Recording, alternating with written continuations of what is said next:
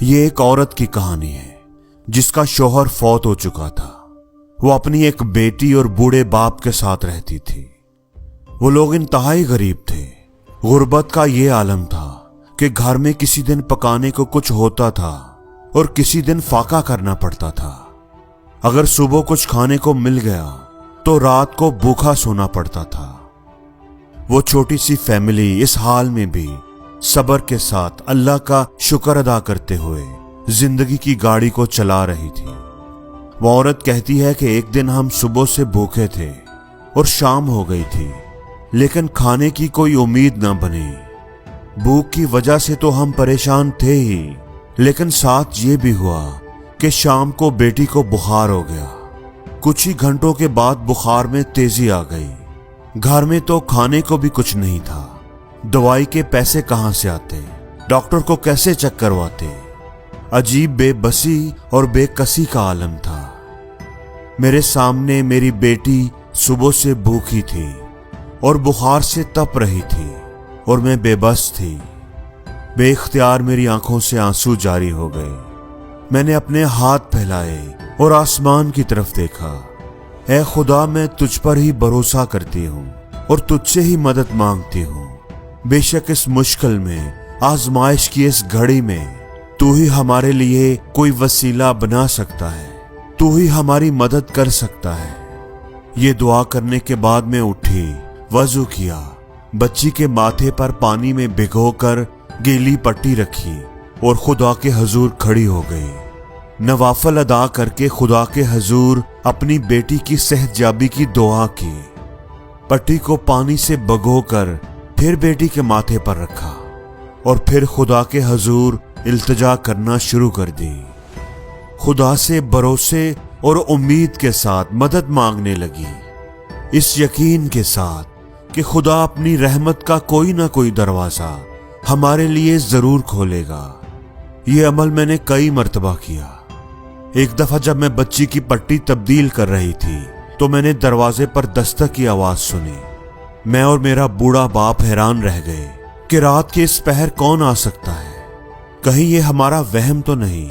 लेकिन जब दस्तक दोबारा हुई तो मेरे वालिद साहब उठे और उन्होंने जाकर पूछा कौन है, तो जवाब आया मैं डॉक्टर हूं। मैं और मेरे वालिद ने एक दूसरे को हैरत से देखा कि डॉक्टर कैसे आ गया, इसको किसने बुलाया है।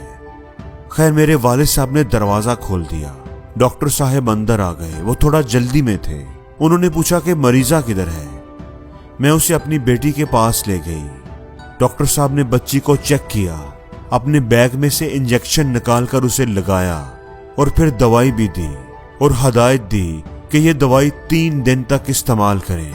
आपकी बच्ची इंशाल्लाह ठीक हो जाएगी। बच्ची को चेक करने और दवाई देने के बाद डॉक्टर साहब ने कहा कि लाइए मेरी फीस दीजिए, मैं अब चलता हूं। मैंने आहिस्तगी से जवाब दिया कि डॉक्टर साहब हम तो इंतहाई गरीब हैं, आपकी फीस देने के लिए तो हमारे पास पैसे नहीं हैं। ये बात सुनकर डॉक्टर साहब हैरान हो गए। अगर फीस देने के पैसे नहीं थे तो रात के इस पहर मुझे बुलाया क्यों था? आपने क्यों मुझे खौमखा बेआराम किया है?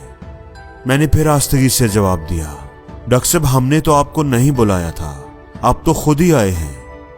डॉक्टर साहब आप थोड़ा गुस्से में आ गए। अब आप मुझसे झूठ बोल रही हैं। आपके फोन करने पर ही तो मैं यहां आया हूं, वरना मुझे कैसे पता चलना था कि यहां कोई मरीजा है। मेरी आंखों में आंसू आ गए। डॉक्टर साहब हम तो बहुत ही गरीब हैं, हमारे घर में तो फोन है ही नहीं। आप लगता है गलती से हमारे घर आ गए हैं। अब डॉक्टर साहब थोड़ा सोच में पड़ गए। क्या ये फलां शख्स का घर नहीं है? नहीं डॉक्टर साहब, फलां शख्स तो हमारा हमसाया है, साथ वाला घर है उसका। ये सुनकर डॉक्टर साहब खामोश हो गए, अपना सामान उठाया और बाहर चले गए। अभी थोड़ी देर ही गुजरी थी कि दरवाजे पर फिर दस्तक हुई। पूछा कौन, तो वही डॉक्टर साहब थे। डॉक्टर साहब अंदर आ गए, बेटी का बुखार चेक किया और पूछा मैं हैरान हूं कि मैं आपके घर कैसे आ गया। ऐसी गलती तो मैंने पहले कभी नहीं की। जरूर कोई बात है, आप मुझे सच बताएं कि आपने क्या किया था।